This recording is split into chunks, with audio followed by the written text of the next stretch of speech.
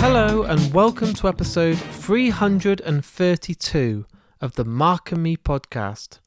As always, I'm your host Mark. Now joining me on today's episode is the actress Michelle Ryan. You may know her for her time on EastEnders, you may know her for Bionic Woman, but on today's episode we do discuss both of these, but we also talk about her brand new film, Frankenstein Legacy. This is out right now and you can watch it on Google Play, Amazon Prime, Apple TV. You may remember only a few months ago I had Philip Martin Brown on the podcast and we did discuss this film because he's also in it. But at that stage we weren't allowed to talk about it.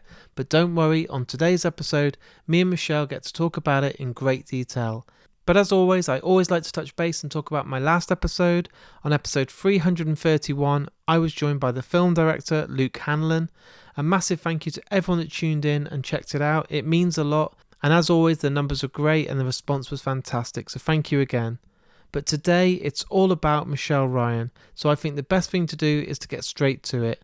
So here's me and Michelle talking all things film. Morning, Michelle, how are you doing? I'm good, thank you. How are you? It's very nice to meet you, and thank you for taking the time to join me on the Mark and Me podcast. You're welcome. I've done the podcast now for 7 years, over 300 episodes, but I always like to ask the same question to every guest that comes on. I'm always intrigued what it was that got you into acting. So when you were a kid, was there a favourite TV show or film that you remember watching that made you fall in love with the idea of being an actor? I actually went to see Grease in the West End. Amazing. And just seeing everybody up on stage, having so much fun and the colours and the music, I was just like, I think I was 10 and I was like, that is what I want to do with my life. That's amazing. I mean, that's a hell of a great one to start with. And that's something I suppose at that age, it's just so colourful and so vibrant and so kind of the energy behind a performance in the theatre is so much more than the cinema, isn't it? It's in real life. So it gives you that idea of, I could probably do that. That seems real. Yeah, I guess I'd never thought of it that way, but like the actual being so close to the stage, we were in the stalls, and I was just like, I don't know, just the energy. I was like, I want to be a part of that. Did your family kind of take that seriously? Because sometimes when you turn around to your parents, and I've said this on a few podcasts, but to turn around to your mum and dad and say, I want to be an actor or I want to be a rock star or something, it's kind of a dream. So a lot of parents would be like, well, maybe get a real job first, maybe look at that as a hobby and see what happens, or were they very kind of supportive and kind of saw the vision that you saw? Luckily they were like, you can do it. That's And amazing. yeah, and very much like anything is possible. So that was kind of what I was surrounded with when I was younger, that anything is possible and there weren't really limitations on that. So I kind of went into the world thinking like, well, I can do it. So I got on to the books of an agency and started auditioning when I was like 14, 15, which is actually really young. I only kind of realized that It is when you now kind of in hindsight think, Jesus. Yeah. Yeah. But and I remember actually my first kiss, my first like snog, actually at an audition for a music video, and I didn't realize that you were meant to like, kiss properly. So I came out and I think the guy was a bit flushed and I was like blushing and I just had no idea that you were meant to like, just sort of like kind of technically do it. Yeah. I just was clueless at that age. I love that that's like, you remember when like people sit around and say, can you remember your first kiss? And some people are like, oh, I was at school and I met this girl and it was like, by the PE sheds or something, or at a school disco, and yours is like at an audition where I fully kissed a guy in a music video. Yeah. I just, that came to my mind because it's like those moments that are kind of like pivotal. Like I found out about my GCSE results when I was at EastEnders, like in the like lobby, and wow. Somebody called through and was just like, it was really sweet actually. One of the lovely I think it was one of the producers just said, oh, your parents are called and you've got your GCSE results. So all these moments kind of happened whilst working in a way. I mean, EastEnders is something we can't obviously not talk about. It's been a big part of your life, and you must be very proud to look back on your work on that show for many years and become such a an icon really and such a great character, part of the Slater family and everything. Was it an experience that you're so, you have such fond memories looking back on, because it's been one of the best British shows ever, hasn't it? That's been so consistent.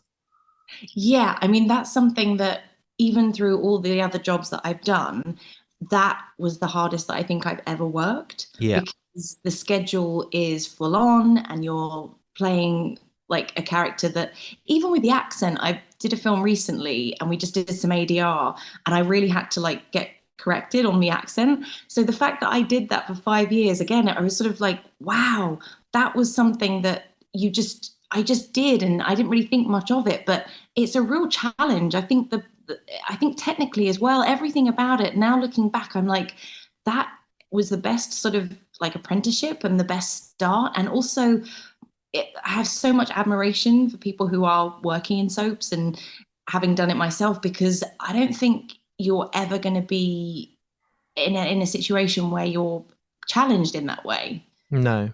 It blew my mind actually. Before this week, I was scheduling and looking at all my interviews ahead for the week, and I thought, oh yeah, EastEnders. That must have been about 10 years ago that you played the part of Zoe. Yeah, and I looked and I was like, it's 19 years since you left, and I was like, what? Oh, Like, yeah, I know time. My markers are like from Bionic Woman. So yeah, when I came back from the States from doing that, that's kind of like a marker in time. So that was like, I think 17 years.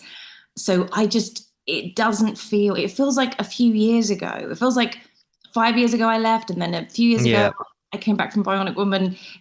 It's sort of, I don't know what's happened to that time.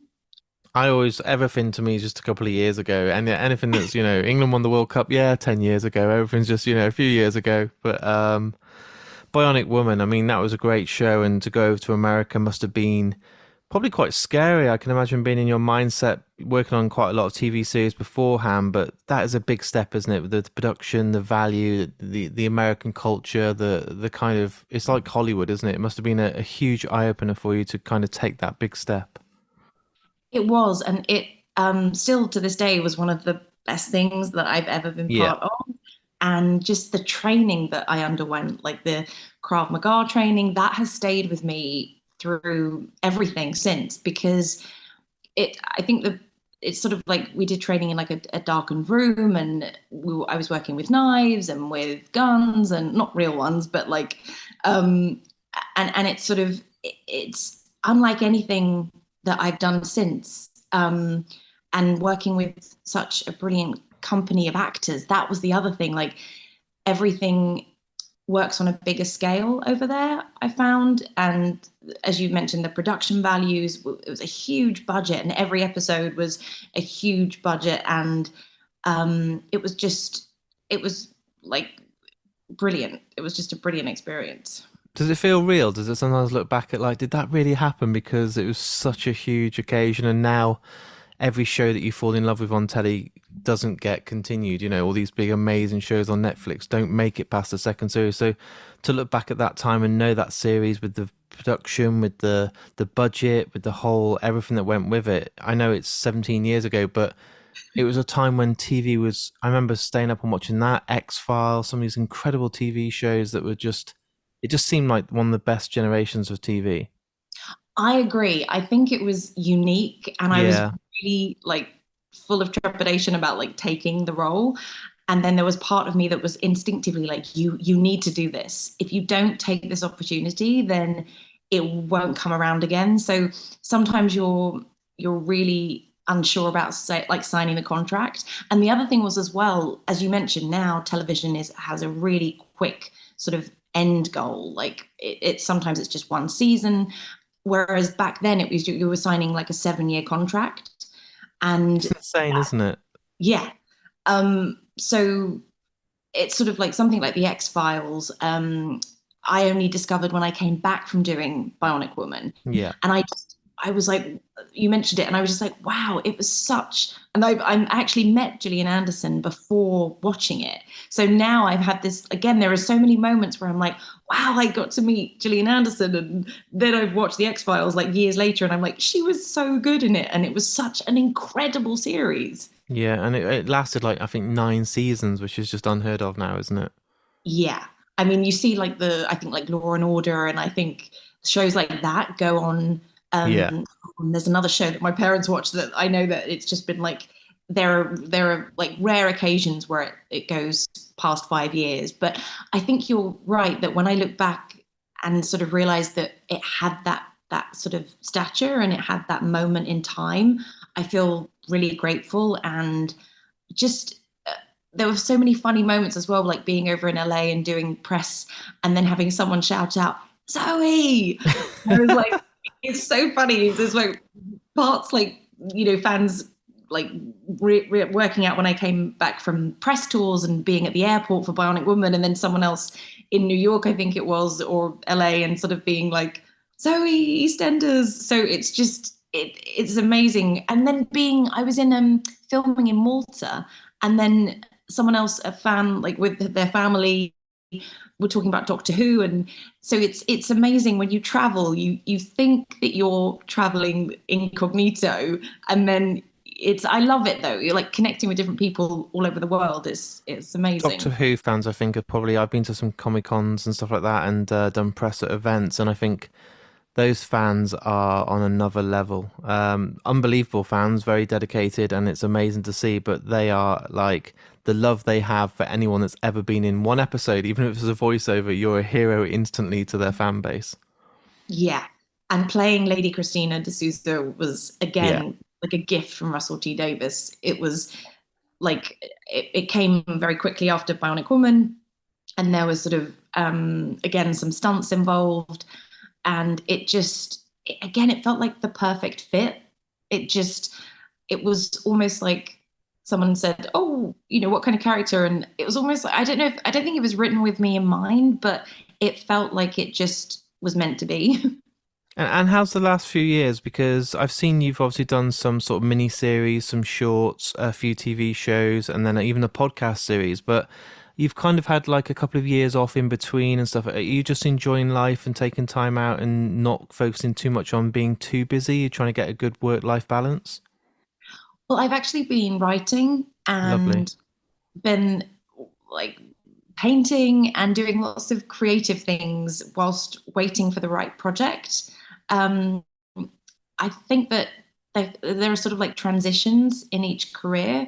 And I feel like it would have been very easy for me to go down a certain path. Yeah. And I've just kind of sort of diverted a bit.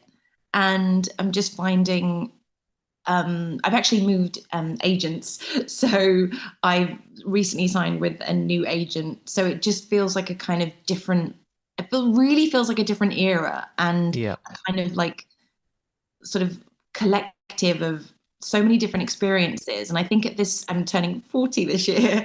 So it's kind of like that milestone really. And I just know what I want to be doing. That's good. And it feels like it just felt like time for a change. So to make those transitions actually takes a lot more time than you would think. I'm 42 in a week's time and I still have no idea what I want to do. So if you're at 14, you've now started to work out exactly where you want to be and what you want to do, then you're ahead of me, which is great. Wow. So what star sign would that make you? Pisces. Oh, you're Pisces. Okay, Taurus. Oh, okay, cool. But it actually leads quite nicely. So I had Philip Martin Brown come on the podcast about 6 months ago, and I was talking to him about what he had coming up, and he couldn't talk to me in great detail about Frankenstein Legacy because it was all kind of under wraps and stuff. But now, obviously, we can talk about it. So I was really intrigued.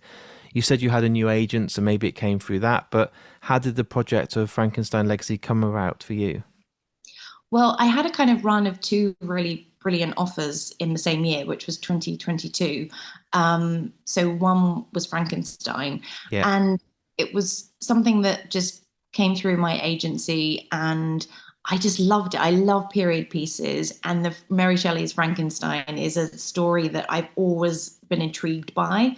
And Lady Charlotte, I think it was meant to be played by an older actress, but then they came in and offered to me. So I got lucky there. And it was just, I just really love the script. There's this big monologue that she has. and she's this sort of woman who's on a quest and nothing is going to get in her way. And I kind of like being able to dip into projects and just sort of, I think there's a freedom in that. So that's sort of how I kind of found, well, it found me really, the project. And was it great to get back into a big film after doing quite a lot of TV and shorts? Was it like another challenge? Because I seen you done a couple of shorts back in 3, 4 years ago and a TV miniseries and another short. So was it nice to then take the step back into the world of a bigger production? Yeah, it definitely, and sort of we did lots of night shoots and it was a really great cast, and it was just we were filming in lovely locations, and it just felt like very much like coming home in a way. Yeah. Lots of the shorts I've done have been kind of experimental, or one of them was really dark. So actually to be back doing something that felt very British and very kind of very vintage was really, it was just it, and all the costumes as well. We had such a brilliant costume designer, and just the moment as an actor you put on the costumes, you kind of you just become that character really. It's amazing. And kind of how's the next? You said you had a couple of big offers come through. I saw only the other day, I think, on your website about Finding My Voice, which you obviously got coming up as well, which is in post production. With that, and then obviously Frankenstein, is there much more to do in the future, or are you just kind of seeing what else is out there? I mean, that's quite a lot in, isn't it, over the last 12 months? Yeah, finding my voice is a real passion project as well, because the character, I mean, equally I loved Lady Charlotte. I think that I just, yeah, I really loved like doing that sort of period piece, and but equally with Finding My Voice, it's a completely different character. It's modern. She has some mental health issues and suffers from like alcoholism. I know some people like it's not a disease, but it's, having done lots of research into the character, and it's sort of a really, it was a really, whereas Lady Charlotte was very much in control, this character is completely out of control. Yeah. So it's, I like to be challenged, but I didn't realize how much of a challenge it would be. Um, and the people involved, again, a really brilliant director, Arabella, and producer Donna, and very much like on Frankenstein, it's the team that you work with, and they were both great experiences in very different ways, but they were really gifts. I find that like you can wait a lot of the time at being an actor, and you can say yes to lots of things, or you can be more like I've done, which is probably like be a bit picky, which has kind of put me in the place where I am, where you kind of really need to rebuild momentum. So to be completely honest, I don't actually have anything coming up. It's very much sort of new territory for me now. So But isn't that exciting? That must feel quite thrilling in the way that, sometimes not knowing what's ahead is good, because otherwise you just say yes to everything and just carry on working, not actually have much passion for what you're doing because it's just saying yes to everything.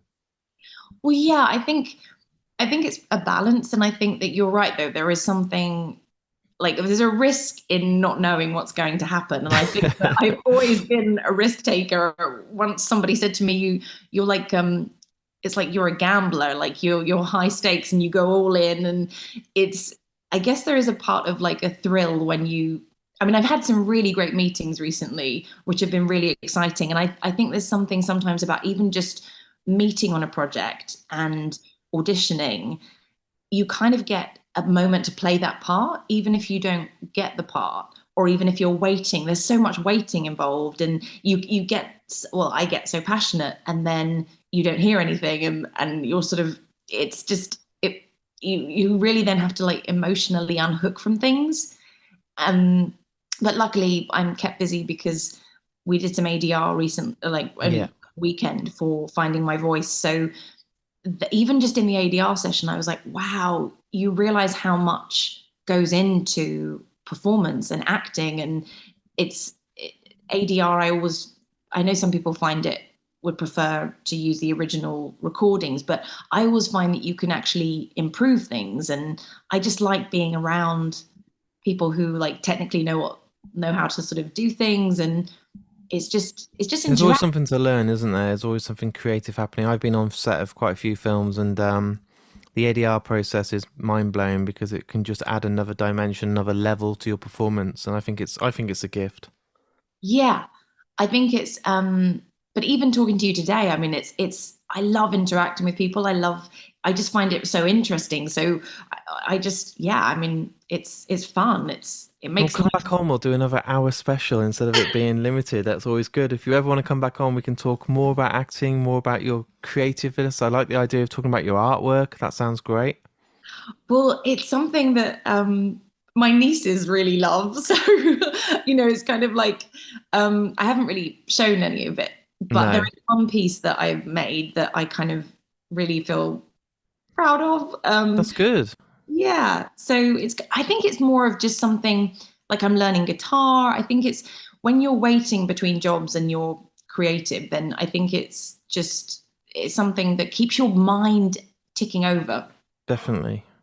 Our time is almost up, and what I do on this podcast to keep it as original as I can, I've had Anthony Hopkins, Mads Mikkelsen, Kevin Smith, Aubrey Plaza, all the guests, but they all get the same final question. And my last question for you today is, and I'm putting you on the spot, is you get to choose the last piece of music that's played. So after our interview's all edited and ready for the world to listen to, any piece of music, any song by anyone in the world gets to play. But I like to ask you and put you on the spot. I know it's difficult because there might be 50 songs in your head. But is there a song that you love that means a lot to you that after today's interview is all done, it plays beautifully and you think, yeah, that's a song that means a lot to me? With or Without You by U2. Oh, I love that song. Do you know, you two are a funny band, right? Bono sometimes winds me up. So when I see him in the press, I'm like, you're not the coolest guy. But the Joshua Tree and a few of their singles are just timeless. And With or Without You, I remember seeing it on an episode of Friends, and that song just blows my mind. Like the bass line, the vocals, the guitar sound, everything. It's just iconic. Yeah. And there's something about it that is so connected. Whenever I listen to it, it's like, I'm coming back to myself. Yeah, I just, it's so simple as well. There's something in like its simplicity and Yeah, it's less just, is more, isn't it, with a song sometimes? yeah, it's just brilliant and it's strong and it's distinctive. Yeah, that's one of my favorites. I can't wait now to edit this in and listen and probably spend the next week listening to loads of you too again. Brilliant. Well, it's lovely to meet you. You're also good luck with the new film, and I sure our paths will cross again in the near future. That would be great. I hope they do. So there it is. There's my interview with me and Michelle Ryan. What a lovely, lovely actress. An amazing person to talk to. So upbeat, so positive, and just a great chat. And as you heard on today's episode, we got to talk all about her brand new film, Frankenstein Legacy, which is out now. So go and check it out. And as always, let me know on any of my socials what you thought. If you're new to Mark and Me, please hit that subscribe button if you're listening on Apple Podcasts, Amazon Music or Spotify.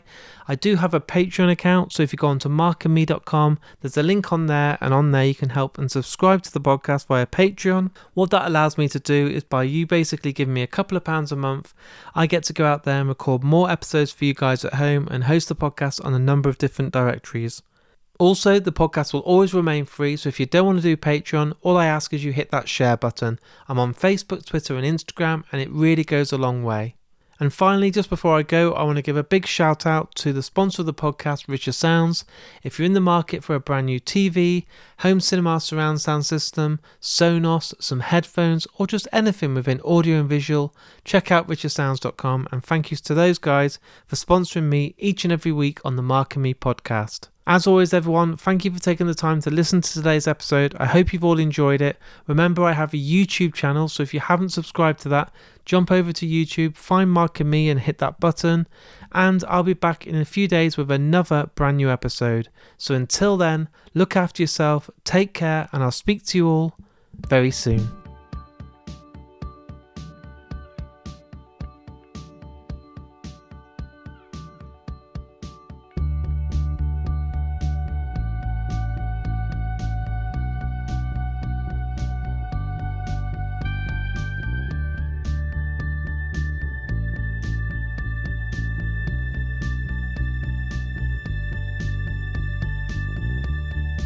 See the stone set in your eyes, see the thorn twist in your side. I'll wait for you.